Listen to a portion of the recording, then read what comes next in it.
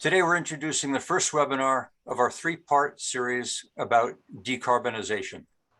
The series explores three E's: energy, the environment, and the economy, and their interdependency, and how decarbonization is serving to ensure all three are in balance and sustainable: energy, environment, and economy. But before we begin, let me share with you a little science chemistry. Carbon is air, rich in carbon dioxide, the fuel of life for anything organic. Carbon is also heat, when burned as wood or coal, oil or gas, fueling the economy and warming the environment. And carbon is us, in fact, everything organic, plants and people, dead or alive. So decarbonization is more than just re-engineering energy. It's also about re-engineering the global environment and the world's economy. Nothing, I mean nothing that I can think of, is more geopolitical of importance than embracing decarbonization. So, with that, welcome Eric Newell, the former captain of Alberta's energy industry. Eric, over to you. Make sure you take your mute off, Eric. There you go. That's a piece we'll cut out when we do the recording. Can you unmute him, Claire? Oh.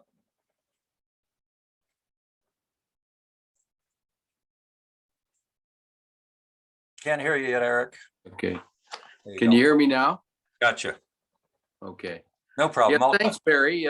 You certainly captured the geopolitical importance of decarbonization. And our webinar one, the first of the series of three, is designed to be a discussion on global energy economy and the forces and sources of change that are shaping our future in this regard. As moderator, I'll begin by describing our current energy system, how we got there, and why energy demand will continue to grow exponentially for several decades. From there, I'm going to move to beginning with the end in mind and position some of the key aspects of what the net zero emissions by 2050 looks like. And I'll use this to highlight the huge challenge of this target globally. And yet, at the same time, why is also potential huge opportunity for Alberta and Canada. We have three excellent presenters today, and they're going to follow me. First will be Dennis McConaghy. Dennis, of course, you know, has got a strong, stellar industry career, but he's here more as in his roles as a fellow of the Public Policy and Energy Studies at the Ivey School of Business, and also the Niskanen Center, Washington, D.C. think tank that focuses in on carbon and energy policy. So Dennis will then set the global scene and how Alberta and Canada fit in there, some of the key factors in our challenge and opportunity. We have Hal Kvisle, and everyone knows Hal is a very visionary energy leader. He's got 40 years in the oil and gas and utilities and power generation industries. And I know in particular how passionate Hal gets when he talks about the opportunities for oil and gas. And so we've asked Hal to kind of flesh out the major opportunity areas associated with decarbonization during the transition period. And probably in there, you'll highlight not only the economic potential, but some of the key technology advances and public policies that we're going to need to realize these opportunities. Our third speaker, David Parker. David is an outstanding young future Canadian leader. He and I have got quite involved with the Ditchley Foundations, with the big ones in the UK. We have the Canada Ditchley Foundation and the USA Ditchley Foundation, and they provide really great forums for and serve as a catalyst for complex global issues. And certainly climate and energy is one such area, and it'll be addressed by Ditchley over the next several decades, I'm sure. And so I've asked David to share some of the early themes that are rising from some of these Ditchley conference and workshops that we've been involved in.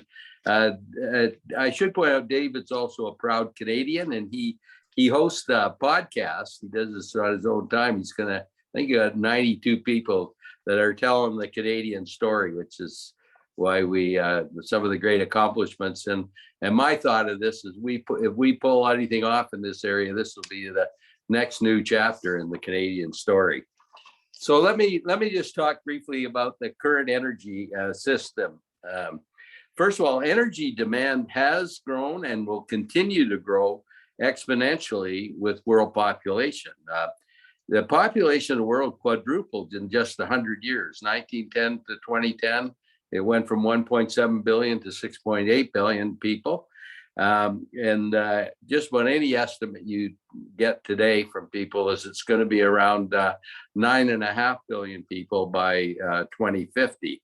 It will probably slow down, at least the rate of growth in the second half of the century, but you're still going to be 10 to 11 billion people by 2100. Now, adding to the population growth, the standards of living are increasing across the world. And of course, this even creates higher demand for energy. Now, currently, fossil fuels supply about 83% of the primary energy demand. And this is the same percentage as it was 30 years ago. So the world has a heavy, heavy dependence on fossil fuels. And if you look at, in other areas, just using it as an example, despite years of substantial subsidized investment, wind and solar only account for 6% of the world's energy demand. Now, if we move ahead to net zero emissions, really the end goal, we need to achieve the net zero goal by 2050, apparently, if we're going to hold the global temperature rise to 1.5 degrees above where it was in the pre-industrial era. And I should point out that we already have a 1.1% degree centigrade increase since 1850. Now, net zero does not mean zero. I quote according to the International Energy Agency, by 2050, there will still be 50% of the current natural gas production and about 25% of the oil production. And so those are dramatic decreases, but they're still it's still not zero. It's important, I think, when we look at that environment of net zero, to look at who the end users are and what are their forms of alternate energy to get off fossil fuels. And really, there's two major categories. The first is thermal heat for buildings and residences and industrial enterprises, and that counts for about 50% of energy demand. And the alternate energy systems that we'd be looking at to replace fossil fuels or reduce it would include renewables. There's wind, solar, biofuels, electricity, hydrogen, and heaven forbid, nuclear. And in fact, on the nuclear one, even the International Energy Agency says we're going to have to double the nuclear production between now and 2050. And of course, we're going in the opposite directions. Germany's closing it down, and Scandinavia and all that. But anyhow, I'll leave that for others to talk about. The second big category is what I call motive power for vehicles like automobiles, trucks, trains, planes, and that, and also for stationary equipment like pumps and compressors and that. And there, the major alternative energy systems are really hydrogen, either blue hydrogen, which is formed from natural gas, or green hydrogen, which is really the electrolysis of water. And the other major one is electric vehicles. And when you look at it, all of these alternative energy systems require massive infrastructure, supply chains, and in some cases, like electric vehicles, a lot of new materials, mines to produce those materials. In fact, I think one estimate I saw, you need 6 times the level of the these mines like lithium and copper and nickel and that 6 times what it is today, just provide for these alternative energy systems. So that it does mean huge capital expenditures. And when you look at the timelines for these things, it tells you right away the transition period is going to be several decades. I think it's optimistic to think we'd get there by 2050 personally. I've seen some interesting estimates of the cost. One estimate said we're going to have to spend $20 trillion globally by 2040. That's just over 20 years.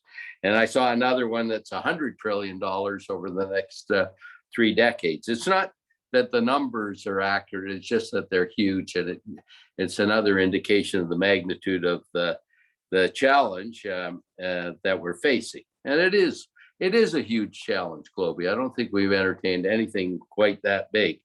But at the same time, if you look at it the right way, it's a huge opportunity for Alberta and Canada. And here what I'm referring to is we have vast resources, natural resources that include oil and gas and minerals too. If you look at uranium, nickel, copper, I don't know how much lithium we got or cobalt, but we're very rich in all the key natural resources. But more than that, we also got the technology and we're developing it. And that's why the second webinar is chaired by A.D. Isaacs, going to focus in on that. And I think we got the track record for innovation and a tremendous can-do attitude that's going to serve us very well in meeting this. And if we were successful, we then be able to continue as we do today to benefit from the very significant socioeconomic benefits developing our resources.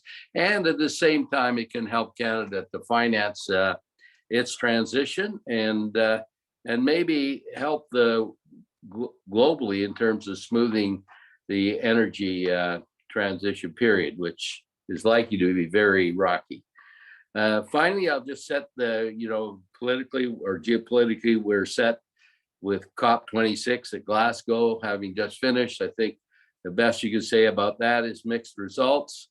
It seems that there's buy-in on the net zero emissions target to limit the global temperature rise. Maybe the target, but not in the year it should be completed. And the other area that they seem to have agreement is that eventually that coal will be eliminated. Disappointing, though, that the leaders of the major players, like especially China and Russia, did not even show up. And when you look at the coal, China is going to continue to build new coal-fired power plants, and their net zero emissions target time frame is 2060, not 2050. And India's net zero emissions target is 2070, and I don't think they have a plan for how to eliminate coal which supplies 70% of India's power. So that's a quick overview, and to put some more meat around that, I'd like to turn it over now to Dennis McConaghy. Eric, first of all, thank you for that very useful introduction. A lot of the points that Eric made are just fundamentally important facts to understand about where we stand here. Let me put my cards on the table right at the outset. I am not a believer in decarbonization. And I think Canada especially needs to really lead a reconsideration of this as a national objective.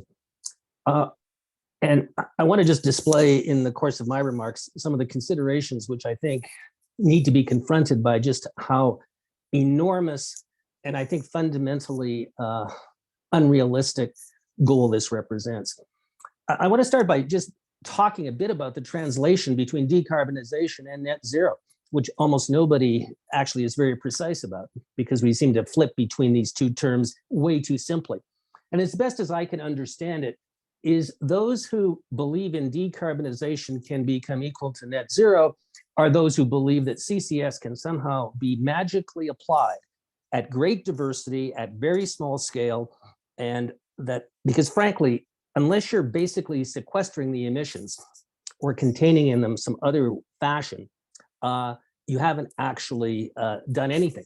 And people can invoke offsets, et cetera, but offsets are really just definitionally created emissions that are free to be emitted, if we're actually being intellectually honest about it. So I think the term decarbonization is more useful to use in this discussion than zero net emissions, at least until somebody can convince me that CCS can be perfected at the enormous scale that it would have to be in order to be worth invoking as something distinct from we're just not going to use hydrocarbons, which is the inescapable implication of decarbonization.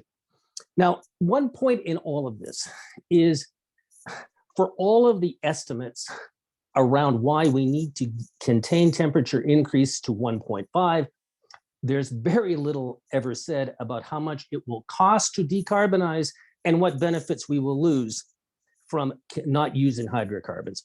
So the issue should be one, is what is the net cost of trying to reach 1.5 versus adapting to some higher level of temperature, global temperature increase equilibrium. Whether that, how much further north of 1.5 that is, leading all the way up to 3, I think is an open question, but that should have still been the question debated at Glasgow.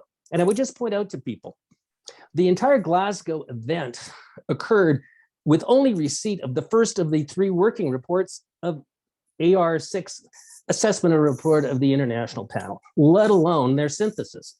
So that is to say, we understood the latest assessment of the physical science, but we didn't hear from the panel, from its other experts related to the economic context of that, or the social context of that, or any attempt to synthesize it.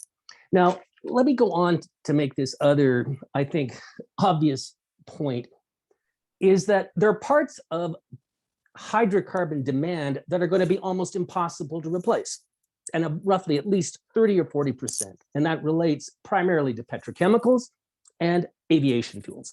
And I haven't seen anybody yet suggest that there is a way to actually substitute for those components. And in fact, the IEA that talks glibly about zero net emissions by 2050 actually makes its concession that there is going to be continuing hydrocarbon demand because we can't actually substitute those things. And people are not prepared to imagine a world where the manifest benefits of petrochemicals are lost to the world. And there's no other way of actually making them other than cracking crude oil or natural gas liquids that anybody has yet found a substitute for. Unless what we're really talking about is a massive reduction in human living standards, which I actually do think is substantively one of the great agendas of many who are advocates of decarbonization. The other point I would make is that regardless of what we in places like Canada or the United States or Western Europe try to do, there's no way we're getting to 1.5. And we know this, and people know this coming out of Glasgow. We are going to have a temperature rise impact on the order of 2.4 to maybe 3, based on what we already know what China and India have told us they are going to do. So, you know, the issue isn't how do we decarbonize, the issue actually should be how do we adapt to that other number? And how do we do it in a way that imposes the least cost on world economies? And that is even an admission that those who are ardently supportive of trying to contain the climate change risk would make that concession. They made it coming out of Glasgow, and I would just underscore it. You know, the Chinese didn't at any way tell us when they would decarbonize. At best, they told us when they might reach peak emissions. And as for the Indians, you know, their statements around where they would reach the potential of getting by 2070 to something that looked like zero net emissions, you know, in any kind of discounted world, you know, that is also a very distant bell. So, I mean, we already know we're not going to do 1.5. And that's despite how much destruction of our existing energy systems the West decides to do. I want to then go on to make the point that this transition still has at least 3 or 4 things that it never directly wishes to confront. That the substitutions are generally higher in cost when they are properly normalized for accounting for intermittency related to renewables. Secondly, the energy density of hydrocarbons in terms of how that translates into economic efficiency is, again, very hard to replace, very hard to replace. And that the ability in respect of, as I mentioned before, petrochemicals and mobility fuels, such as jet fuels, and even some other applications in terms of how we move heavy trucks and trains, is going to be a very expensive and difficult substitution. And there's nothing that I have seen in respect of, the biomass industry that would suggest that we're not talking about implicit carbon prices, approaching $300 a ton. So I'm going to make some specific comments about Canada. And, Canada is one country who should actually be leading a reconsideration of this as a national goal, rather than having what I would call the kind of absolute unquestioning embrace of this as a target. And I'll just point out three things. Like, to begin with, the national government has already told us they expect Canada's oil and gas sector to take on most of the burden of incremental emission reductions, represented by, I think, fundamentally production contractions, like let's potentially just erase our entire export market for hydrocarbons, or you can only produce hydrocarbons if you have CCS systems attached to them without any regard for what that is going to cost. Secondly, this insistence that we are going to eliminate natural gas from the Canadian fuel mix. And that's especially poignant here in Alberta, where keeping the lights on and the homes warm in the winter has always relied on natural gas. And so one wonders what is being asked of Alberta. Are we supposed to go nuclear to keep the lights on and to keep our houses warm? And then thirdly, and not to be forgotten, potentially the elimination of Alberta's beef industry, since we ought not to forget that cattle are actually a major contributor to GHGs through methane emissions. All of this is implicit in this glib invocation of decarbonization. How much are we actually prepared to cost ourselves? Now, I want to close with one point here. I think one of the best things that Justin Trudeau did at Glasgow was chair the panel on a global carbon tax. In fact, I wish he had made that a more central element of his entire time that he spent in Glasgow, because frankly, that is the way that the developed world could come together to actually move forward a transition to lower carbon fuels that would make some economic sense. And I don't even so much criticize the 170 that Canada is notionally going to come hell or high water by 2050 or 2030, if in fact the rest of our major trading partners came along as well. That's never been a condition of Canada's march to 170, and it should have been. Let me just close with the notion that what Trudeau did at Glasgow in respect of a global carbon tax, I commend him for. And that should really be where Canada's advocacy on how to move forward on climate policy globally should have taken that emphasis, because we will get a more efficient transition if the developed economies of the world can actually come together around some consistent carbon tax system, along with an appropriate import-export set of adjustments for those countries who don't choose to conform to that.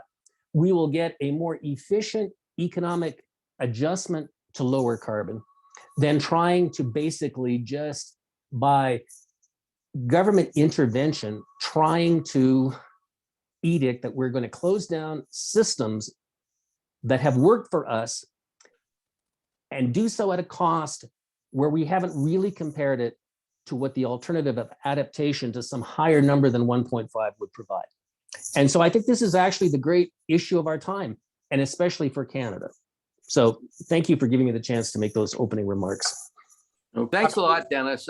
Very, very well done, and very provocative. It's a lot of, we've sort of accepted a lot of things that is going to happen globally. I'd push back a little if we think in Canada, we're going to push the rest of the world. But I also use that same argument of why the West thinks that we can push China and India, and that when you just look at the population of the world, you got 5 to 6 billion in Asia and Africa, and only 2 billion in Western Europe and the Americas and Australia, New Zealand. So why we think we're going to prevail, because the Chinese, they are going to keep building coal-fired power plants, and India doesn't know how they're not going to continue to require coal. So, at any point, the other question, and maybe Hal will get at it, is I think in Canada, our policies, our domestic policies, get in the way of global realities, and I use the LNG exports as the big example of this. We had 16 big projects in BC that only one of them went ahead, and and yet if that LNG was exported, maybe Canada's emissions might go up because we're producing it. But if we were displacing coal in India and China, wouldn't that be a lot bigger contribution to global emissions than anything we could do domestically? So I'll leave it at that thought there. And Hal, I think you've got an interesting job following Dennis's thing, and I have no doubt that you're up to the challenge. So away you go. As Eric noted in his introduction, global energy demand is growing in step with both population growth and also energy intensity per capita. Both populations going up and human energy consumption per capita is rising even faster. And that's fundamentally at odds with the decarbonization agenda, given that 80% of primary global energy is supplied by hydrocarbons. This creates an interesting dilemma right here in Canada. Our federal government is actively pursuing policies to effectively phase out hydrocarbons, looking heavily to electricity as the future of energy in Canada. And on the other hand, Canada is one of the world's largest producers of both oil and gas.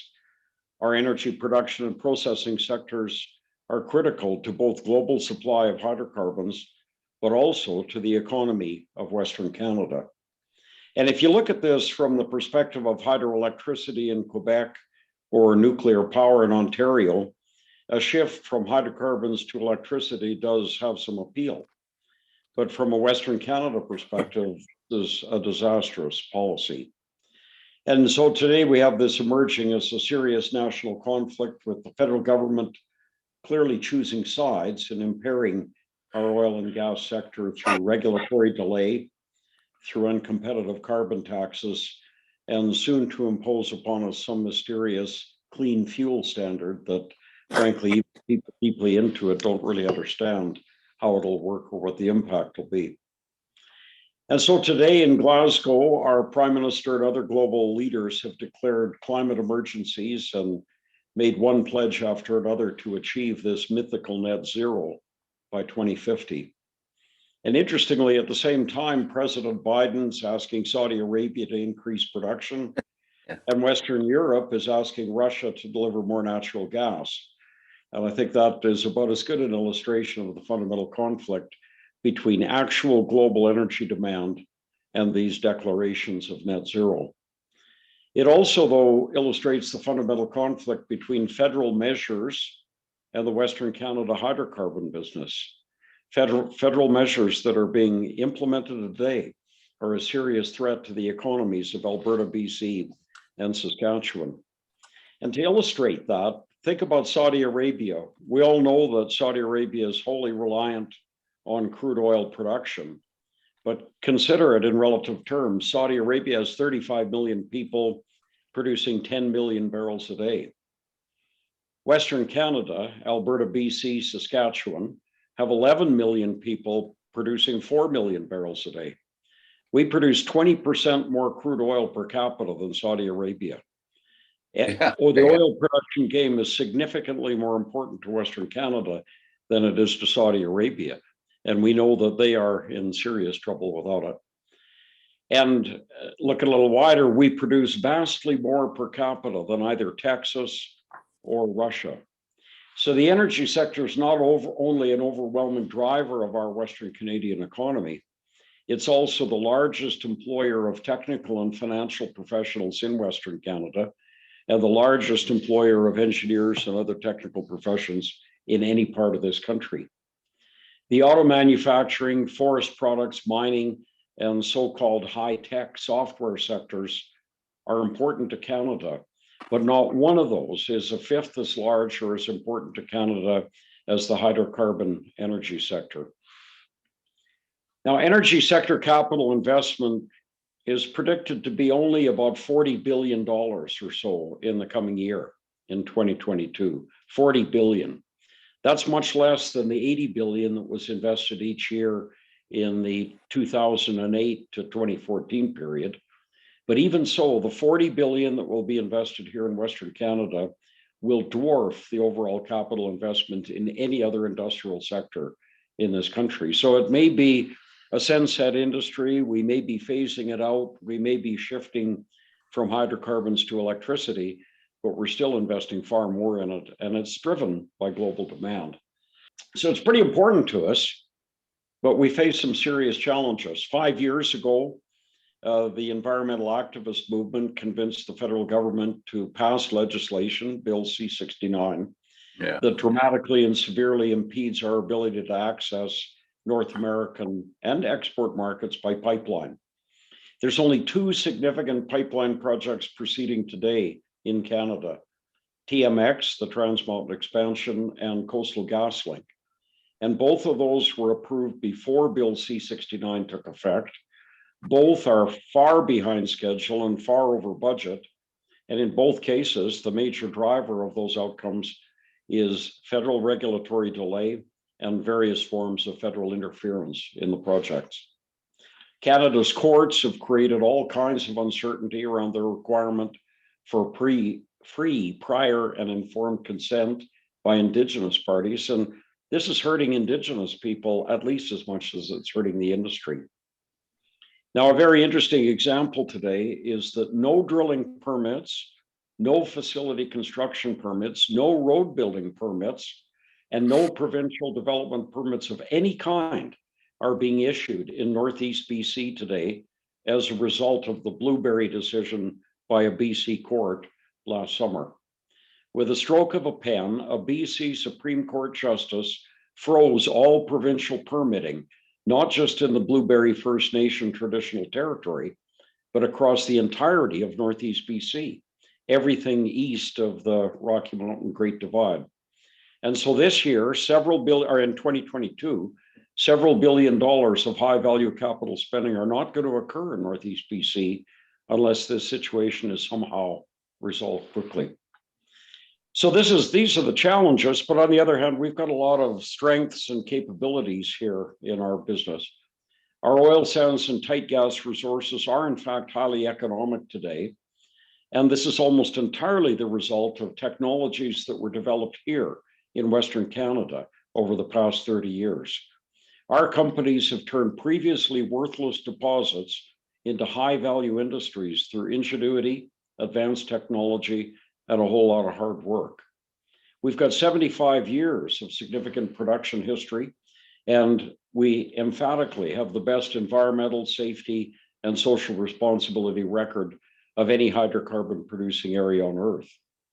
Our engineering, geoscience, operating, and financing capabilities are among the best in the world. And a lot of those can be put to work on things like the production of hydrogen, on carbon capture and sequestration projects, and on all kinds of other initiatives to reduce emissions. Notwithstanding all of that, notwithstanding the challenges that I mentioned earlier, our energy sector remains highly competitive. It's remarkable to me, maybe less remarkable to you, Eric, because you were involved, but we're today the world's fourth largest oil producer. And it's amazing. Our oil and liquids production of almost 5 million barrels a day is essential to meeting North American refinery demand. The United States is not self-sufficient.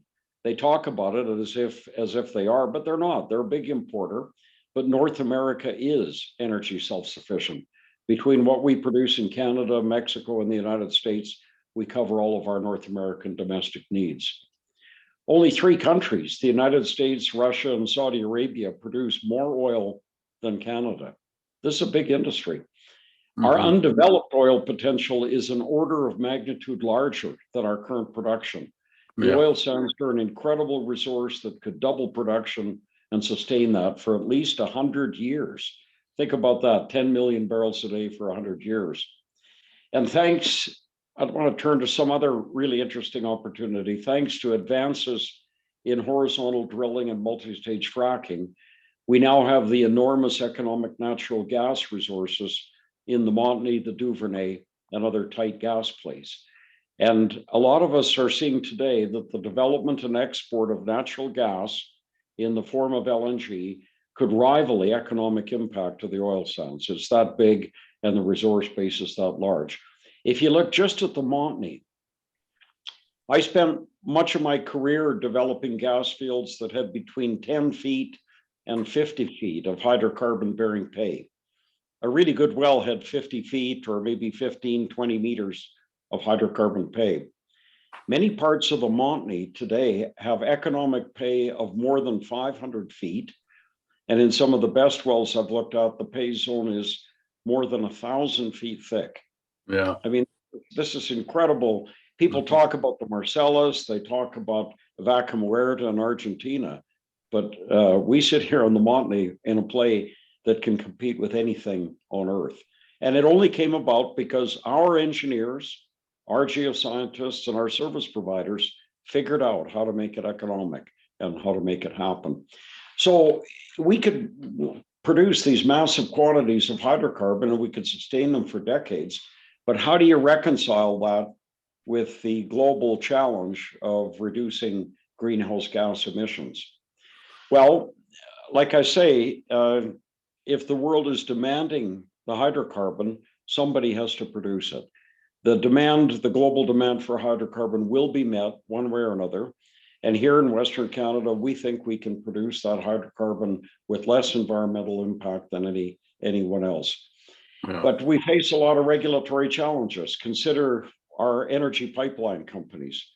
And it's not an overstatement for me to say that based in Calgary, we have the world's 2 most sophisticated and capable pipeline companies right here, Enbridge and TC Energy. Not only are they highly capable and very big, they're larger than any pipeline company on Earth other than Gazprom, the Russian state-owned giant. Right. Yeah. And Enbridge and TC have been through the ringer on so many projects, Line 5 in Michigan, Line 3 in Minnesota, writing off $700 million on Northern Gateway, $3 or $4 billion in write-offs on Keystone XL, and of course the abandoned Energy East project. And all of these are strong and sensible projects, and they've all been pushed back. And this is all the continuing Western Canada challenge around access to market. Whether you were a fur trader in 1750 or an oil and gas producer today, it's all about how do we get to market. So how can we compete and how can we reconcile both the greenhouse gas challenge and the economic opportunity? Well, I think there's 3 obvious steps that our federal government should consider. The first is to moderate the Canada-wide carbon tax to a level that allows our companies right across the country to compete against those in the United States. Our current carbon burdens on manufacturers, transportation companies, virtually all businesses in Canada are putting a big competitive disadvantage on manufacturers and others in Canada to compete in the US market. The second is for the government to recognize that Western Canadian energy producers don't compete with Ontario or Quebec. We compete against Russia, Saudi Arabia, the United States, and others. And the burdens that are imposed on our energy producers must be comparable to those that are imposed on our major global competitors. We can't solve the global greenhouse gas issue by shutting down the Canadian upstream sector. We have to be able to compete at the global level. Number 3, Canada is a big, cold country. We need to move around and we need to heat our buildings. It's actually a matter of life and death here. And I look out the window at all the snow in Cochrane here today. And natural gas remains our cleanest option. The conversion of gasoline and diesel applications to natural gas would cut emissions by about 50%. And yet today, we put a penalty on those conversions by imposing onerous carbon taxes on the very fuel that Canadians need to survive the winter. So I'll stop there, Eric. I just close by putting it in a global perspective.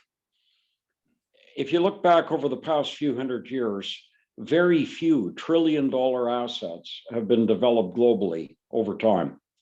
The gold and diamond fields of South Africa would be an example. The oil fields of Saudi Arabia, the gas fields of Siberia, the enormous agricultural capacity that's been developed in the United States and China.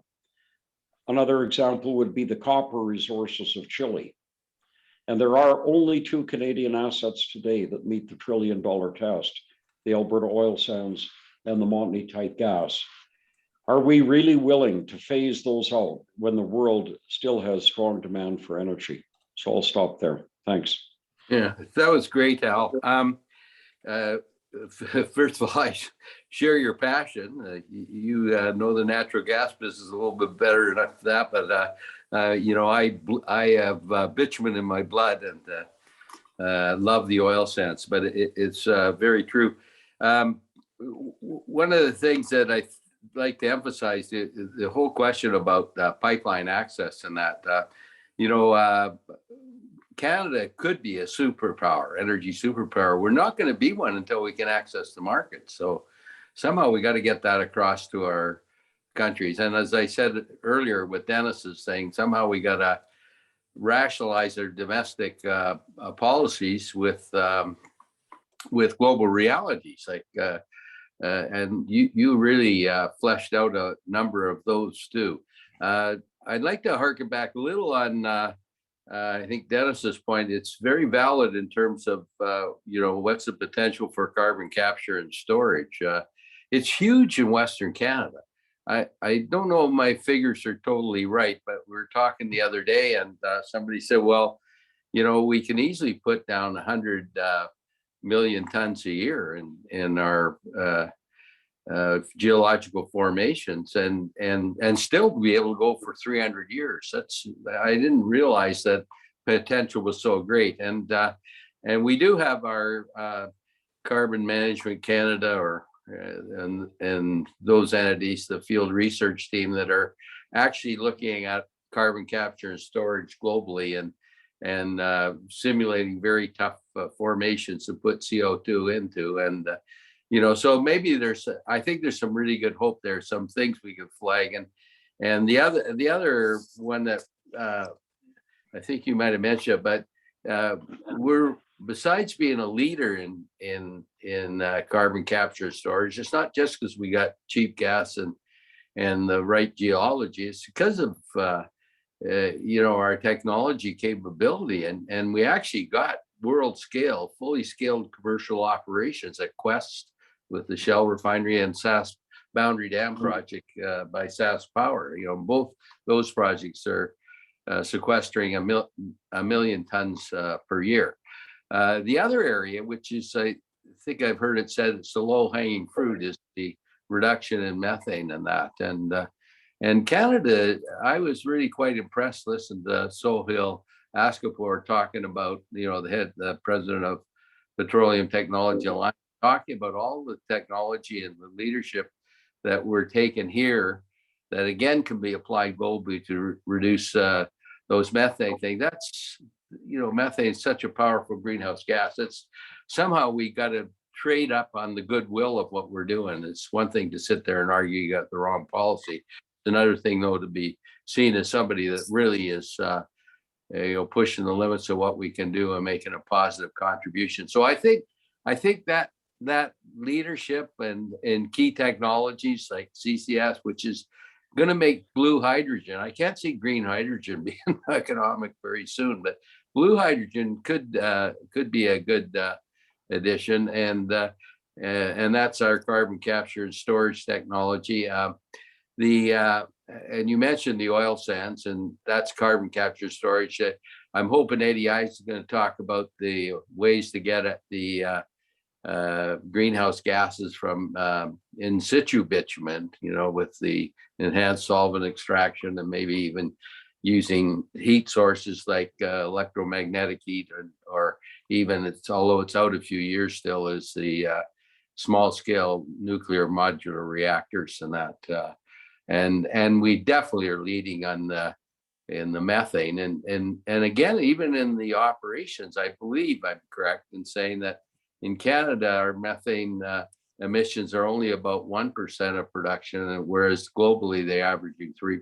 So anyhow, I just wanted to frame out a little or so. A lot of challenge in what you said. You got a tremendous handle on the regulatory thing, and somehow we got to crack that, and we got to build strong allies with the indigenous people, because they are the ones that will get rid of Bill C-48 and get the pipelines going, because they are hurting. I got a lot of good friends there, and somehow we got to engage them and not the naysayers. But also we got a lot of good things going for us, and I thank you very much, Hal. You're a brilliant advocate of that whole area. I'm going to turn it over to David to talk a little bit about what the world thinks is going on based on what we're hearing over at Ditchley. Well, thank you, Eric. And I wouldn't call myself a world expert, but I would have the benefit of being brought into Ditchley by Eric and given the opportunity to engage with some of the world leaders on things like this through Ditchley. And we have reports that we put up on our website. Please go look at them. There's lots of information there on things like this, the future of work, but particularly on the environment. It's interesting to have this conversation with Albertans and then hear how other people are talking about it, right? Because it's almost as if we're talking different languages right now, right? Yeah. We are talking about facts and reality, and the rest of the world is talking about morals and ideals. This has been codified as a new kind of dogma, right? And so when Ditchley is meeting on issues like decarbonization, the first principle assumptions are different than say the conversation that we're having here, right? The first principle assumptions at a global meeting on the environment is we just have to decarbonize. We just have to get rid of it as quickly as possible. If the transition has to happen and pain has to be felt, how are we going to manage that? For example, like a lot of the questions that are being asked at Ditchley right now is not, is there popular will? What's going to happen? It's how do we find the political will? Like, how do we create the desire for decarbonization, right? And I think one of the conversations that I think we need to start having as Albertans, but Canadians in general, and I couldn't agree more with what Dennis and Hal are saying, is, are we arguing on our opponents? Like, are our opponents winning the argument simply because we're arguing within their frame, right? And the frame that they've created is a narrative that doesn't have anything to do with the reality that people are living, but people are not connecting those two things. It's become religious. You're not thinking through the question anymore, right? People are no longer, it's just the narrative that they believe. So it's oil and gas are bad. They're dirty. They're awful. They see the tar sands. They hear Suzuki say things. They get this propaganda fed to them, and they just believe it. So, like, where is the state of the world on this question of how they're asking, how do we find a political will in an energy crisis, right? So we're going through right now an energy crisis that's costing governments in Europe extraordinary amounts of money, right? To subsidize the power cost so that the people don't revolt, because there's no political will for this decarbonization, right? This isn't something that people want. They don't want to pay more for their power. They don't want to suffer for this. Except there is a political will and as a religious movement, right? People don't want to pay the cost, but they want the lip service paid, right? They want to be hearing from their leaders that they agree that this is the great evil that's coming to the earth, but they don't want to pay the cost. People will not be willing to pay the cost. So we're entering this time period where the voice of our leaders are getting further and further from the lived reality of people. And now the leaders are asking, well, what are we actually going to do about this? Because the people are starting to demand it, but they're not going to pay the cost for it, right? And I think that is the biggest question that Ditchley is dealing with. Is it's become so codified that people, like, for example, 47% of global millennials that were polled in a recent poll said that they believed the climate apocalypse was inevitable. 40% of all, that way of thinking is causing a drastic shift in how leadership has even happened. Like, without the environmental movement, there's no way that Justin Trudeau could win, but it is religious to a lot of people. And so I think we need to step away from this conception of we can argue the facts into a place where people will accept this is the truth and will be able to move on. We have to understand we're fighting a story. We're fighting a religion. We're fighting a narrative. We're fighting a way of thinking about the world. And that way of thinking is not rational. So we're not going to be able to beat it with reason. We have to beat it with a better story, which is part of why I started the Canadian story. And that's a whole nother topic. But what Ditchley's discovering is that conversation is not happening, right? How are we going to create a story about adaptation? That is not happening on the global scale. That conversation about how are we going to supply the energy transition needs, that's not happening. It's about divestment. It's about moral posturing. And we're seeing the results of it right now. We're seeing the energy crisis. That's not just because of supply chain issues. That's because of decarbonization policies that are now hitting the market, and people are like, whoa, what's going on, right? So one of the ways that I think this narrative can be developed, and this is what's being discussed at Ditchley, one of the major themes to come out of the climate judo conference, they called it, which is, they're like, well, why don't we take the pandemic and the government's response to the pandemic and use that political will to make a difference on climate change? This is the way the conversation is going. But one of the ways that Ditchley is making the conversation real and bringing it back down to earth is, how are we going to pay for this? And I think that's going to eventually be one of the main questions in this whole carbonization, like the forces behind, let's say, we'll force and source, right? The forces behind decarbonization are this religious movement, but they're going to come up smack against reality, right? Which is how are we going to pay for this? And I really, this is where Alberta needs to start making its case. And actually, interestingly enough, where Eric made the case for the oil sands to the Canadian public back when the oil sands task force was coming into effect. It's like, how are we going to pay for this?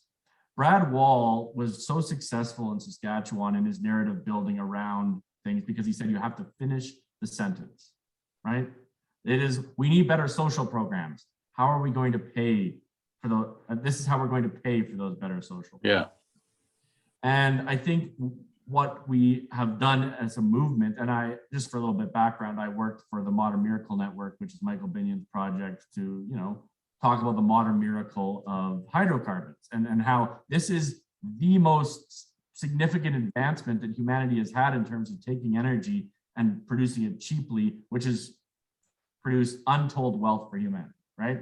Trying to talk about that, trying to build a new story. But the problem is we're still relying too much on facts. We need to remember how people think, and they think based on their emotions.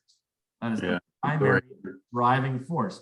And what is one of the most emotional things that exists? Stories. And so I say this a lot because part of the political side of this that I've worked in as well, and that gets talked about a lot, is the West is in the periphery. Ontario doesn't care about the problems of the West. Ontario and Quebec, to the same degree, they don't even know they're happening. They're not aware of these facts. And we say, oh, if we could just educate them on the facts of how much of the economy this is, of how much they're getting, then they would finally understand. We have to realize what we're up against is a better story, which is the end of the world is coming. And if you don't do something, you're going to be responsible for it. What does that sound like? Right? Yeah. And then we say, we can't do anything about the end of the world. Right? We say, we're only 1.5%. Why are you doing this to us? But it doesn't matter because it's about personal guilt, personal identity, right? Those are the things that are attached to this. So I think the answer, and this is something that's being talked a lot about at Ditchley, and actually it's being framed as a question, but it's really a new way of thinking about things, is technology, and it's something that Eric said on my podcast actually, is like technology has always got us out of these messes. We have to believe that the money being produced from the wealth of hydrocarbons is going to be what produces the foundation for the technology that's going to get us to the next step. The story has to be the human spirit, human innovation, human ability, because right now the political trend is guilt, fear, and doom. 47% of millennials are saying they think the world is ending, right? That there's no hope. Birth rates are plummeting in the West, right? Because people just don't think there's a future. The narrative that will get hydrocarbons and Alberta back, and maybe potentially a new Canadian story, let's call it, of an energy superpower, like Harper said, is that is going to be what powers the innovation that's going to get us out of this mess. And that's, I think, what Ditchley has come to is, are we going to be pushing the kind of innovation we need? Because that's the only way we're going to fix this, which goes back to what we were saying at the beginning and that article that Perry shared about nuclear and things like that. And that kind of thing can be funded by Alberta's hydrocarbon industry. They can begin using small and medium-sized nuclear reactors, and they have the money to pay for it to build that technology out. Thank you very much for that, David. I think you reminded us of a few things. One is a little up there, but it's Quebec.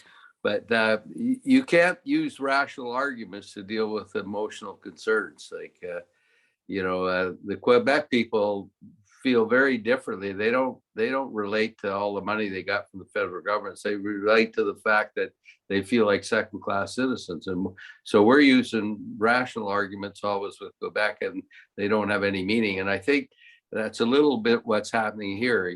It's become like you say, it's a religion, and factual arguments just the eyes glaze over and they miss it. So that little thing you said of storytelling is really important, and you have to tell a story and understand your audience to tell what story you're telling. So I think that's a very important thing.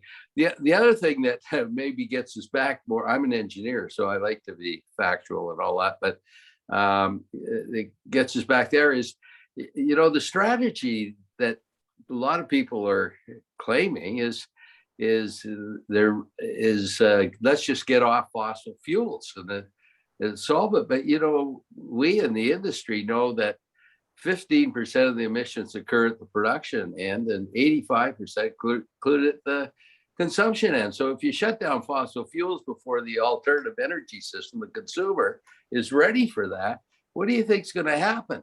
You're going to have volatile and very high energy prices because you're going to get disconnects regularly between supply and demand. And that's exactly what's happened today.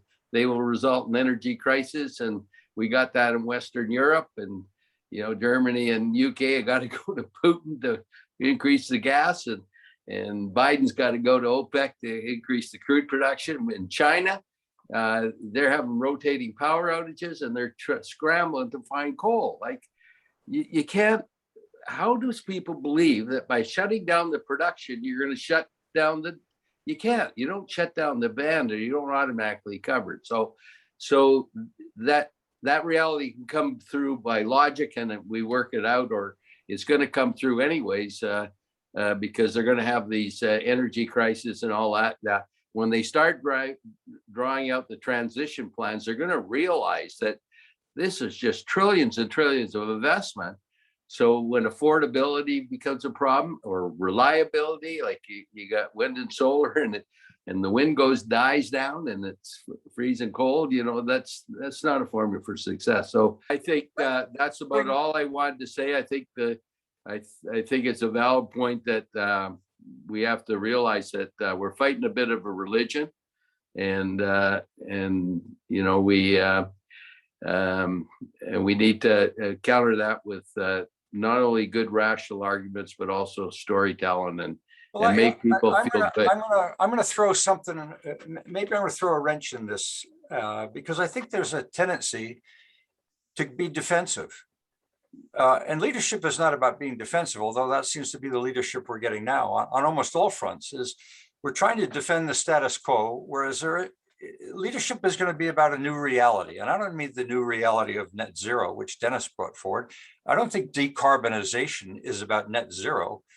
Decarbonization is acknowledging that there is an issue, whether or not it's real or not. I'm not going to even get into that in our discussions with Warren Buffett. He says, look, the market believes that climate change is real, therefore something needs to be done. Okay, what can be done besides being defensive?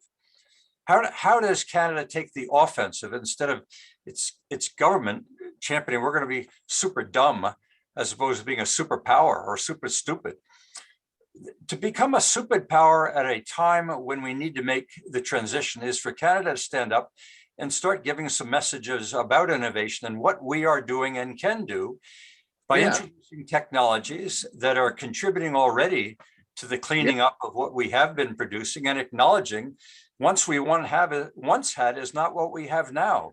And what we are proposing is not a return to the past, but whether it be LNG, whether it be blue or a different color carbon, we as a country ought to be the champion of the transition to decarbonization, not meaning net zero, but to a better world than we have right now. And that's not the message we seem to be getting the message out that we're either defensive or we're simply joining this emotional tirade that the world is coming to an end. I think one of the things we could be targeting is this issue of volatility that everybody is feeling, because it personalizes the discussion. Volatility in my energy bill and volatility in the price of energy overall at the gas pump is something everybody feels.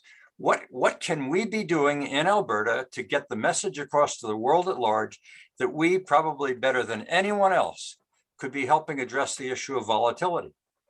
There's something positive in there. Right now, the people on the street are not buying the argument. They're buying the emotional argument. And here in Canada, if you have this discussion in Eastern Canada, it's a purely emotional discussion. If you have the discussion in Alberta, it's an economic discussion.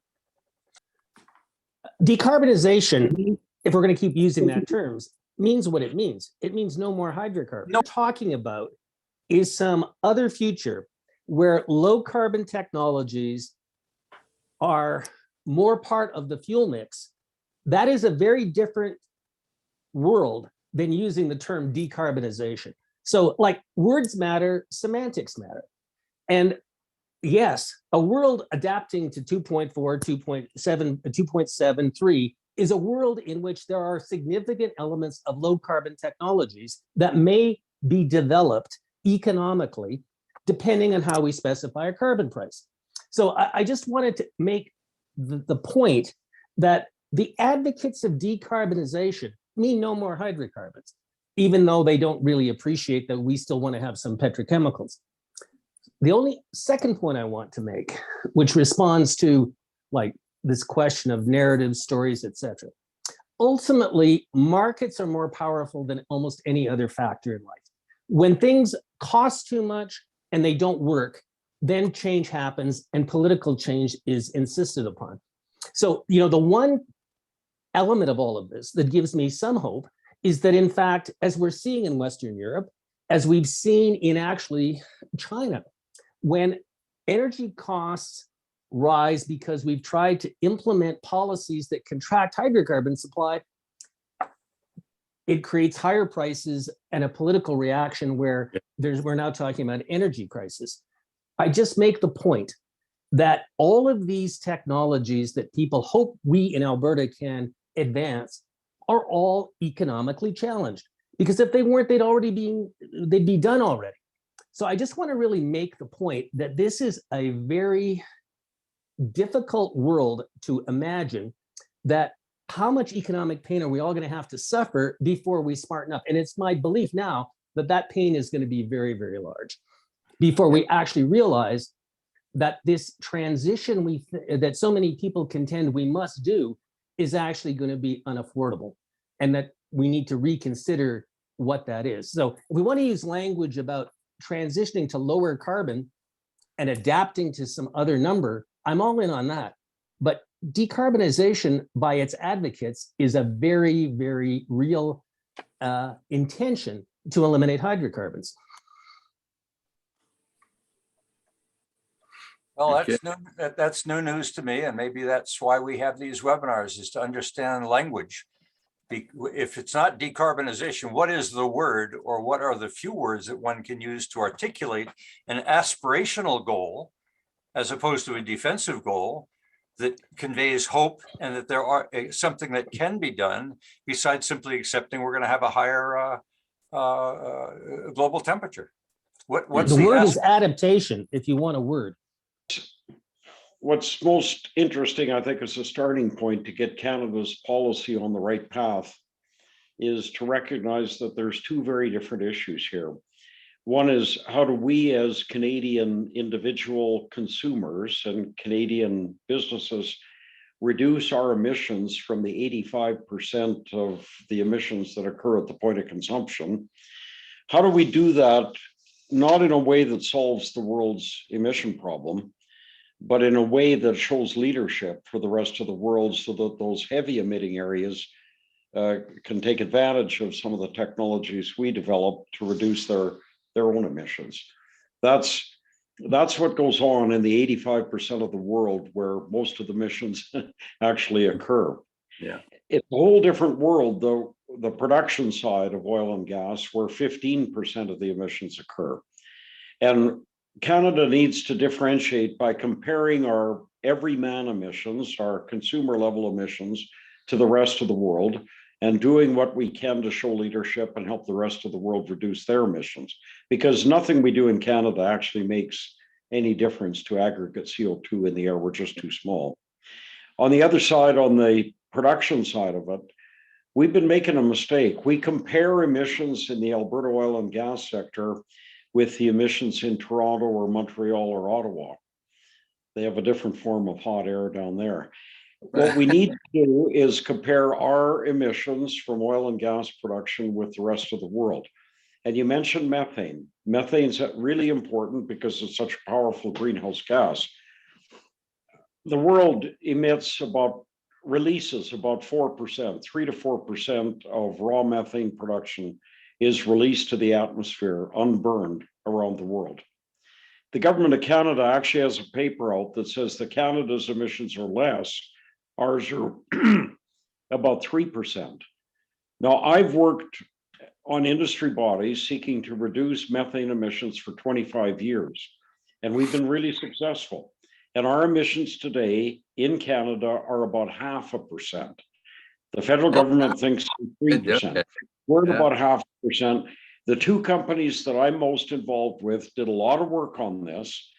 And at one of them, our emissions are 0.15% of our total production. Now, that's not that company is a superstar company, but they have attacked the problem, and they can demonstrate to the rest of the industry and to the global industry what you can do to reduce methane emissions. Similarly on CCS. The big problem with CCS is not in capturing the CO2 or separating it from the flue gas. That's difficult. It's an amine process usually, and it's not without challenges. And a big part of it is on coal plants. You've got so much dirt of one form or another in the flue gas. You've got sulfurs and all of these other things. And in the case of combined cycle gas plants, you've got a problem in that the CO2 concentration in the flue gas is very low. But amine technologies can solve both of those, and some membrane technologies have promise. At the other end of the spectrum, people worry about, do we have competent reservoirs that can hold all this CO2 without blowing up or suddenly releasing it into the atmosphere? And absolutely we do. This is stuff that the geologists in the oil industry in Alberta, the reservoir engineers, we understand that fully, completely. There's no issue around that. So we've got a great way to separate it. We've got sources we can attack, and we've got places to put it. What's the problem? Well, people think it's the pipelines, that pipelining CO2 is a challenge. It's not. Pipelining CO2 is easy. The one big dead moose in the middle of the room is the amount of horsepower it takes. This is a brute force challenge. And to give you an example, if you have 1,000 megawatt coal-fired power plant, you will use 35% of the total output of that power plant to drive the CO2 compressors. You're talking about a range of 100 a compression ratio of 100 to get from atmospheric to 1,000 psi is a compression ratio of 100 to get from 1,000 psi to 5,000 to put it into the ground is only a ratio of 5. It's that compression off the bottom, trying to compress this low pressure stuff. That's the killer on CCUS. And it's amazing how many dozens of papers I've read, and very few people understand that's actually the issue. It's like, how do you put a 50,000 horsepower engine into a Ford F-150? We just, big challenge, big problem. And like thermodynamics, you can't run away from, and they actually turn into economics. And so, if the world's got a $300 a ton carbon tax, my guess is some CCS will be economic because the avoided cost will be affordable. But I mean, Hal's just laid out that, you can be innovative, but you can't run away from thermodynamics at some point. Yeah, right.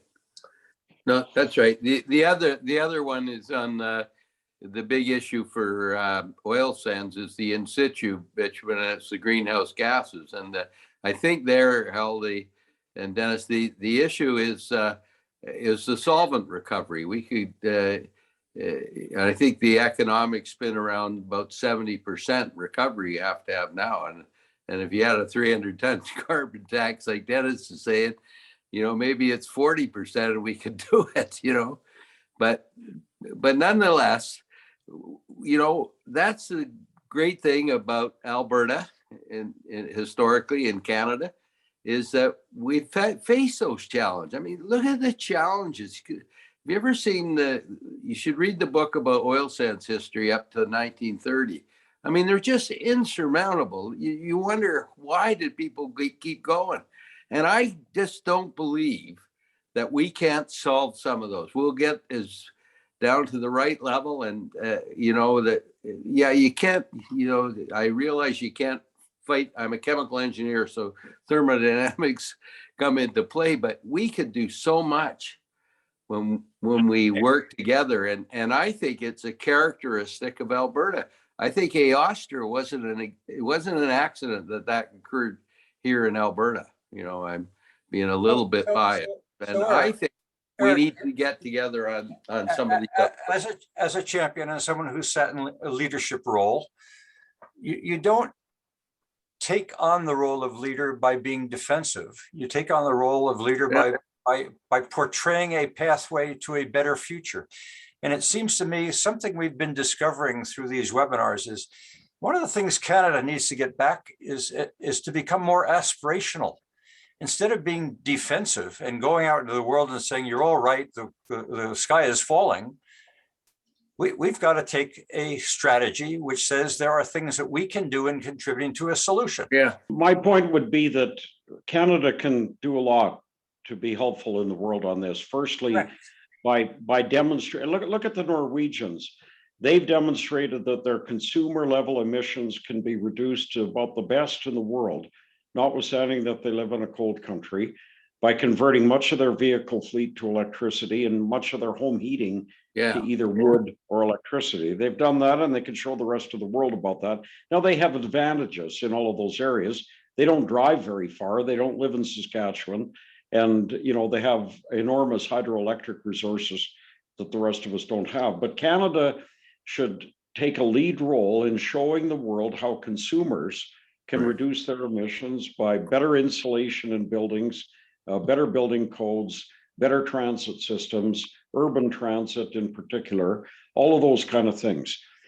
At the same time, Canada can play an inspirational role in showing the production side of hydrocarbons globally, what can be done through the use of CCUS and hydrogen and other things like that to reduce the impacts. And Eric, to your point, I've done a fair bit of work, but maybe should be more accurate. I've been involved with people that have done a fair bit of work on how do you reduce emissions from the big SAGD steam flood project in Alberta.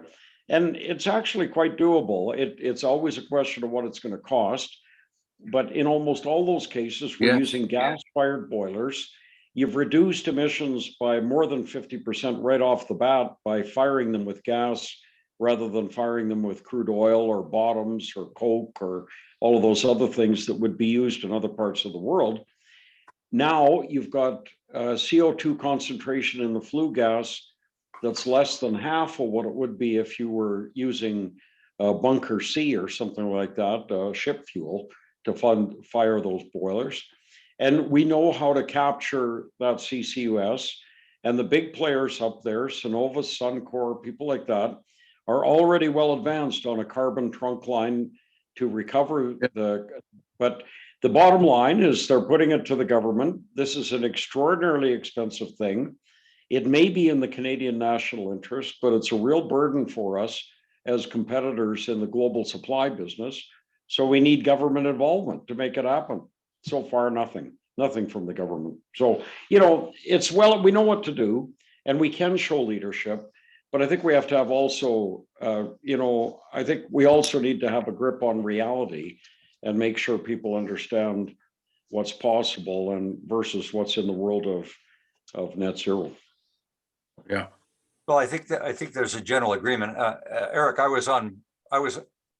was supporting the position that you were taking of Canada as a leader, as a change agent in terms of innovation. And that's what I think Hal is bringing to the surface. I hear Dennis saying there is an element of reality here and a strong element of the demand for energy in the world at large can continue to keep the demand for coal and for hydrocarbons as a supplier of energy well into the middle of the century, and is going to challenge anybody who claims that we're going to achieve the targets that have been proclaimed internationally. Canada can be a change agent and a leader as it relates to innovation in the production of energy, whether it be through hydrocarbon or alternatives. Perry, let me just clarify one point. I mean, again, just as you just said, I don't believe 1.5 is achievable, right? And the world needs to adapt to a higher number, right? But that is not to say that the world doesn't need a carbon price. And if I was on the other side of the group that Hal just described, we have a carbon price of 170 in 2030. Knock yourselves out with your pipeline system. I mean, that would be a totally logical response from the government. Or do you need 300? That would also be a logical response. And then it begs the question, well, is the rest of the world anywhere near 300? Because if it isn't, how can Canada be there? So, innovation has to occur in the context of some sense of what is the price of emitted carbon. And that is why Canada has to be, and this speaks to a point you made earlier, Eric. I mean, Canada has to be a country who is out in the world talking up about the necessity of that global carbon price, because we more than any other country need one, because we need it to still allow our domestic and export hydrocarbon industry to live in that world, because it will adapt as long as it knows what the number is. So in the shaping of policy, as it relates to energy, environment, and the economy, Dennis is making a strong point that carbon tax gets the message across. I'm hoping that message will reach Ma and Pa from Rimbey, who are still not embracing that they need to change their behavior in any way. Because Canadians in BC are still driving their cars, regardless of what Hogan has said.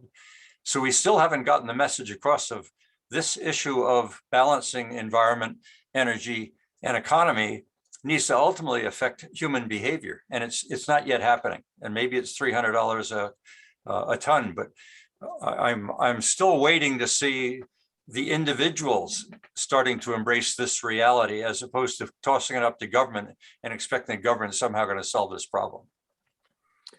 Why would you expect an individual, unless they were very altruistic, to economically price anything other than what the government says is the carbon price? I mean, that's a problem. Some things only governments can do. We'll see. We'll see. Okay, well, we've got a few more minutes. We really haven't heard from viewers, so go ahead, babe. So I'm listening to all of the sound advice, or the sound, what appears to be sound opinions from our speakers. However, I'm somewhat baffled by the fact that those of us who deal with the reality of what's going on in the world as it has to do with fossil fuels have allowed those who are voicing a completely different narrative, which is based totally on feelings and emotions. They've captured that narrative. They've captured it, and we have done. And to use your remarks, Perry, we are on the defensive, and it's a terrible mistake when we allow the narrative to become one of climate change and global warming, which is such a dishonest narrative. I mean, surely it's arrogant of us as a species to think that after 4.5 billion years, we can somehow stop climate change and stop global warming or global cooling, depending on what the circumstances are in the tilting of the earth and what have you. It is just unimaginable to me that we've allowed this narrative to be pushed throughout the world. And we need to somehow regain that narrative to allow the Gretas and the Suzukis of the world. Can you imagine that those two really insignificant people have been allowed to drive the conversation in the world today, and we do virtually nothing to push back? And of course, what they have is the ear of the mainstream media and the social media. And I mean, my time has passed. I'm already in my waning years, so it's not me that's going to be in a leadership position anymore. But those of you who are still young have a responsibility to gather up the forces. We have the resources. We have one of the best financed industries in the world, the energy industry, that we can bring together to push back against this false narrative that is creating all kinds of hardships for us today, but it'll be even worse for our grandchildren and our great grandchildren. We are making a terrible mistake in our defensive posture. Abe, we've got your point. I mean, I think what you're saying is we need to change the narrative from one that is currently proclaiming we have an existential crisis to one that might be a little bit more ready to be embraced by the public. Unfortunately, it's rather late in the game. And to get on to another narrative, it seems to me the closest we've come, and David touched on it, is the one thing that everybody today is beginning to feel it is a reality, whether it be floods or fires, is volatility. That's something that is now. Mm-hmm. And if there's something that Canada can be saying, which as a change agent, I think Eric's echoed it, I think Hal's echoed it, and Dennis is there are innovations that can take place that could be viewed as addressing volatility. David, do you want to add anything at this point? Yeah, I would just add that we really, really have to understand how this narrative got built, right? And that it was intentional, that it didn't just happen, right? That this is an ideology that's imbued with a lot of emotion, and it doesn't matter how many facts we throw at it. Absolutely. Right? We are into it. I mean, it's like religion. Yeah, we sit here and argue whether Christianity is right or Islam is right or Buddhism. The reality is it's out there. And like Dennis has said, we got to learn to adapt. It's actually Judaism that's right. What our leaders today are not the leaders that we need. And I don't want to get personal in this, but the message from government is not the message we want to hear as Canadians about the role Canada could play in the world at large. And I'm not saying we will solve it, but we could be viewed as caring about it and doing something about it, which we are doing. Calgary and the energy industry is doing something about it. They're not pariahs. When you're facing pain as Calgary has and as the energy has, you don't sit back and take it. You begin to adapt, and the oil and gas industry is adapting. It's It's not adapting, just- but it's not getting its message out. The That's my message, point about leadership. And I think Eric's made that. I think David's made that. Hal has certainly made that by pointing to technology. And this is really a good transition point into what the next webinar will be all about. We have a break next week on December 9th. We go to December 16th for the next session, which is about the emerging technologies, Hal and David and Dennis, and the role that emerging technologies are playing in climate change and addressing it, and the role that Canada is or maybe could play more of. We'll also touch on wind, and we'll touch on solar, we'll touch on geothermal, we'll touch on carbon capture, and we'll also touch on, Eric, nuclear, not just fission, but the future of fusion.